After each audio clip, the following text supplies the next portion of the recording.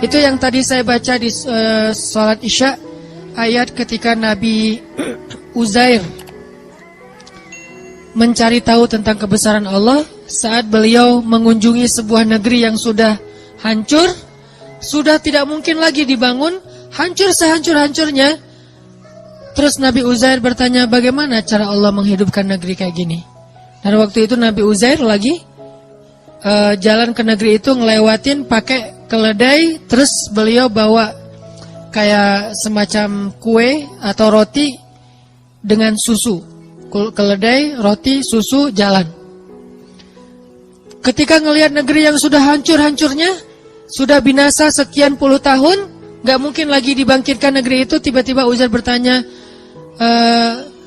gimana cara Allah menghidupkan negeri yang sudah hancur ini? Lalu Allah Subhanahu wa taala membuat Uzair mengantuk. Beliau tidur dan mengikat keledainya di sebuah tempat dan meletakkan susu dan kuenya di sebelah beliau. Beliau tidur.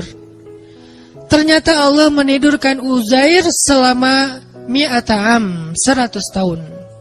Jadi kalau Ashabul Kahfi itu sekitar 300 tahun sekian, kalau Uzair 100 tahun, 1 abad. Tadi ketika Uzair pergi meninggalkan negerinya untuk sampai ke negeri tersebut, dia tuh meninggalkan keluarganya, dia meninggalkan pembantunya. Nah, kemudian Uzair pun berangkat dan tertidur di situ 100 tahun. Setelah 100 tahun, Uzair bangkit dari tidurnya, Allah bangunkan. Pas dibangunkan datang malaikat. Malaikat bertanya kepada Uzair, "Kam labist? Berapa lama kamu tidur di sini?" Uzair menjawab, "Labistu yauman au ba'da yaum." Saya tidur di sini sehari atau setengah hari. Rasanya kayak setengah hari doang tidurnya, tapi enak gitu badannya, kayak tidur pula seharian.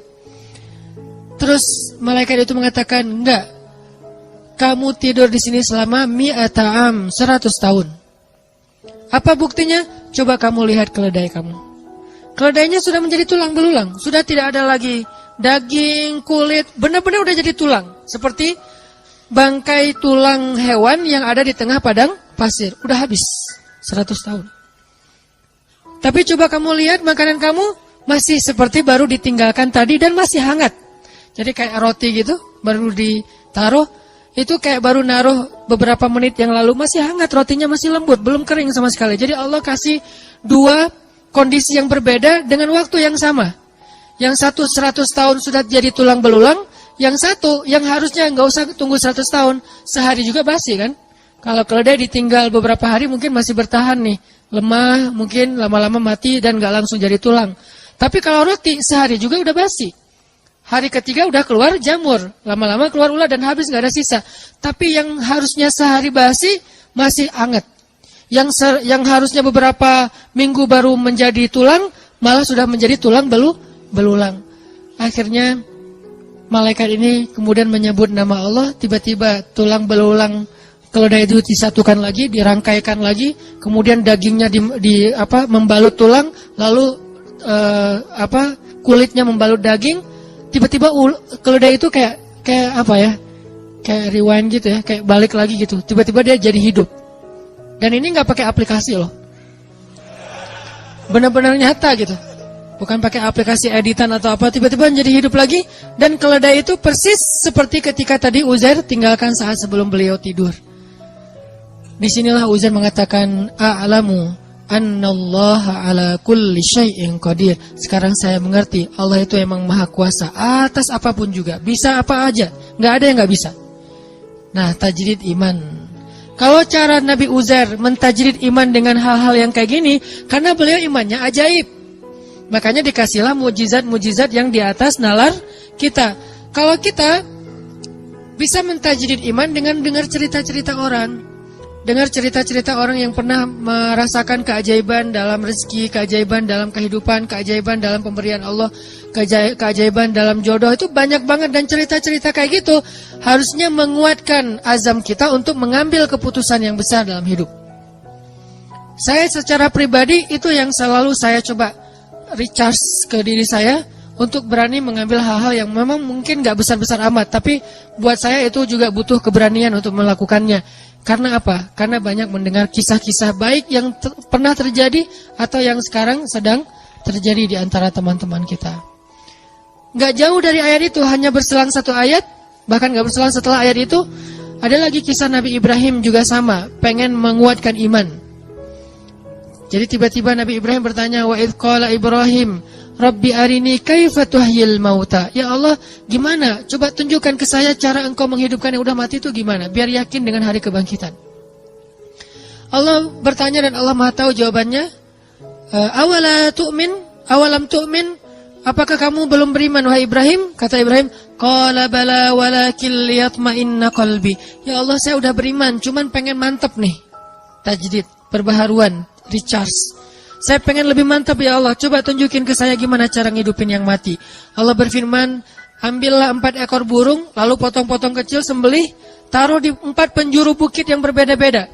Udah mati, udah dipotong-potong kecil, dicincang-cincang, bisa jadi sate itu ditaruh di bukit-bukit yang berbeda. Sekarang wahai Ibrahim, tepuk tangan kamu dan panggil dengan nama Allah. Burung itu datang dalam keadaan utuh, tidak ada satu goresan luka pun di tubuh burung tersebut. Baru Ibrahim mengatakan, Innallaha azizun hakim. Allah itu maha perkasa dan maha bijaksana. Ini cara para nabi juga mentajdid iman, teman-teman. Memperbaharui iman. Bagaimana cara kita? Tadi, lihat kebesaran Allah di langit, lihat kebesaran Allah di bumi, baca ayat-ayat kauniyah, ayat-ayat ilmiah, lihat di sekitar kita, dengarkan kisah-kisah orang di sekitar kita. Maka kita makin yakin, gak usah khawatir kalau gambling dengan Allah. Asalkan kita ikhtiarnya halal, Allah gak bakalan ngecewain kita. Kemarin ada seorang ustadz cerita ke saya, waktu saya ke Kalimantan, ke Balikpapan. Beliau tinggal di Balikpapan. Terus tiba-tiba dapat, beliau cerita ini setelah beliau dengar YouTube saya yang dulu saya tuh kesasar dari Bandung ke Indramayu, terus ke Cirebon, terus balik ke Bandung kan, yang tak puguh tuh, gak jelas gitu kan, muter setengah Jawa Barat. Hanya pengen ngasih rezeki kepada orang yang jualan pal gentong di Cirebon. Beliau juga cerita, Ustadz saya juga pernah ngalamin yang kayak gitu. Itu benar banget. Saya di Balikpapan, tiba-tiba teman saya ngajak saya untuk ada acara kayak seminar gitu, nemenin dia. Dia yang seminar, saya emang enggak. Nemenin dia ke Jogja. Nginep di hotel, karena dia temannya lagi ikut seminar, dia bingung kan mau ngapain. Tiba-tiba lagi habis sarapan itu, saya ngerasa kayak stroke gitu Ustadz. Setengah tubuh saya tuh kayak gak bisa digerakin, terus panas dingin, terus jantung saya tuh detak kencang, darah saya tuh kayak berpacu luar biasa gitu, kayak naik darah tinggi gitu. Terus dia pikir, astagfirullah, jangan-jangan saya meninggal, gak keren banget sih meninggalnya di kampung orang gitu. Dia takut, karena meninggalnya jauh dari keluarga, gak di Balikpapan, takut. Beberapa menit dia diam gitu, terus bertahap perlahan kemudian normal lagi. Cuman dia kaget, takut, akhirnya dia pun lari ke apotek. Bawa dompet, pergi ke apotek, beli obat ditensi, terus beli obat kayak gitu di apotek. Setelah selesai itu dia pulang pesan taksi online gitu, pakai pulsa dia yang ada di handphone, pesan, naik taksi online pulang lagi ke hotel. Di tengah jalan dia ingat, dompet saya ternyata nggak ada. Cari-cari nggak ada, nggak di jok nggak ada. Terus nanya ke tukang taksi, kamu bawa dompet saya nggak? Ya nggak mungkin dibawa gitu. Pokoknya nggak ada gitu ya. Nggak lucu. Terus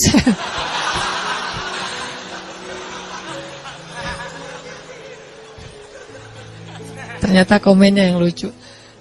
Terus dia nyari-nyari nggak nemu.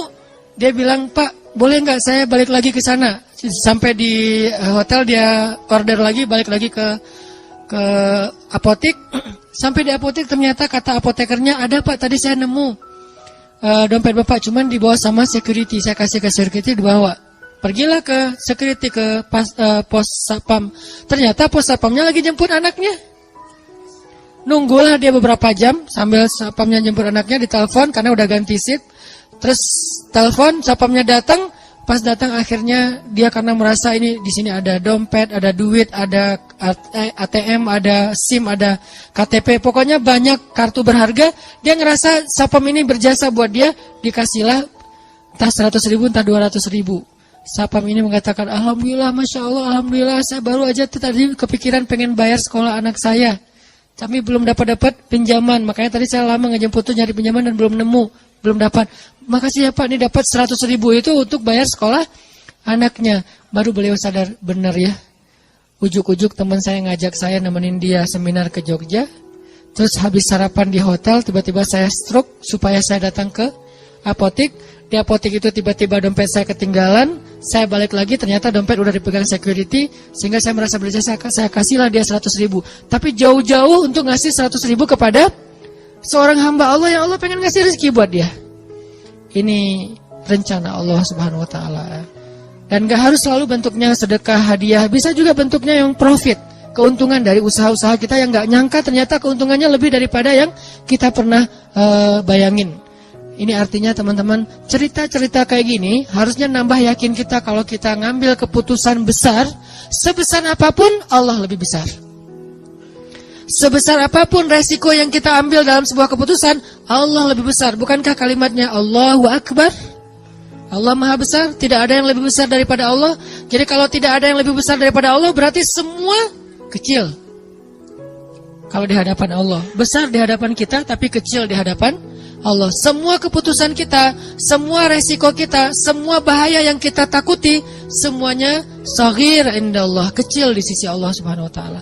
Karena Allah akbar dan ala kulli syai'in qadir. Gak ada yang Allah gak bisa.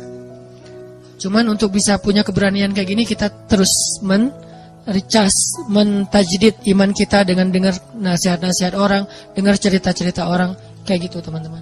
Jadi mudah-mudahan